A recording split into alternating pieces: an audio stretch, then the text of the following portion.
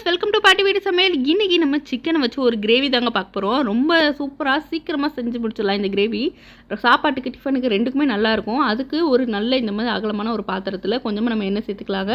அதில் வந்து பெருசீரகம், அப்புறம் கொஞ்சமாக வந்து கரம் மசாலா சேர்த்துடுறேன். சேர்த்துட்டு சின்னதாக வெட்டின வெங்காயம் எல்லாத்தையுமே நம்ம இதில் சேர்த்துட்டு நல்ல எண்ணெய் பிரிஞ்சு வர வரைக்கும் நல்ல நம்ம வந்து கலக்கிடலாம். அதுக்கப்புறம் அதோடைய 2 பச்சை மிளகாய், இஞ்சி பூண்டு பேஸ்ட் வந்து ஒரு 1.5 ஸ்பூன் எல்லாத்தையும் சேர்த்துட்டு அதுக்கப்புறம் கொஞ்சமாக கருவேப்பிலை சேர்த்துடலாங்க. இதுலேயே வந்து ஒரு 2 தக்காளி, ஒரு 3 தக்காளி வந்து நம்ம சின்ன சின்னதாக சாப் பண்ணிவிட்டு அதை நம்ம வந்து சேர்த்துக்கிறோம்.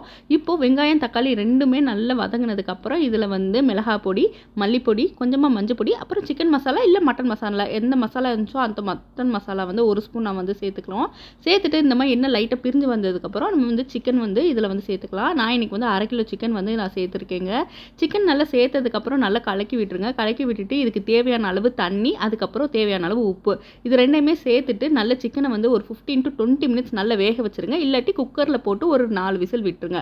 விட்டுட்டோம் அப்படின்னு சொன்னால் நம்மளோட சிக்கன் வந்து நல்லா வெந்துடும். இது வெந்ததுக்கு அப்புறமே 2 சில்லு தேங்காய், பொட்டுக்கடலை, கொஞ்சமாக கசகசா, பெருஞ்சீரகம் இது எல்லாத்தையுமே மிக்சியில் போட்டு அரைச்சிட்டு நம்ம இதில் சேர்த்துட்டு நல்ல ஒரு கொதி வந்ததுக்கப்புறம் கொஞ்சமாக நம்ம பிரியாணி ஸ்பைசஸ் இருக்குல்ல அது எல்லாத்தையுமே தாளிச்சு விட்டு கொத்தமல்லி கொஞ்சமாக தூவி எடுத்தோம் அப்படின்னா கமன்னு வாசமாக இந்த மாதிரி குழம்பு செம்மையாக இருக்குங்க.